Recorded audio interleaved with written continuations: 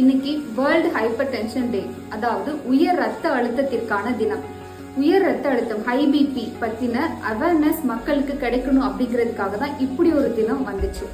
High BP பத்தி டீட்டெயிலா already ஒரு வீடியோல பேசியிருக்கிறேன். நான் அந்த லிங்க் டெஸ்கிரிப்ஷன்ல கொடுத்துருக்கிறேன், போய் செக் பண்ணி பார்த்துக்கோங்க. ஹை பிபியை ப்ரிவென்ட் பண்றதுக்கு என்னெல்லாம் பண்ணலாங்கிறத இப்போ நம்ம பார்க்கலாம்.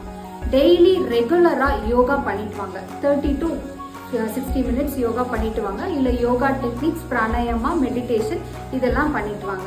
அடுத்தது ஃபுட்டு ரொம்ப இம்பார்ட்டன்ட். ஜங்க் ஃபுட்ஸ் அவாய்ட் பண்ணிக்கோங்க. ஹெல்த்தியாக ஃப்ரூட்ஸ் அண்ட் வெஜிடபிள்ஸ் ஃப்ரெஷ்ஷாக வந்துட்டு எடுத்துக்கோங்க. இது உங்கள் கார்டியாக் ஹெல்த்துக்கு ரொம்ப யூஸ்ஃபுல்லாக இருக்கும்.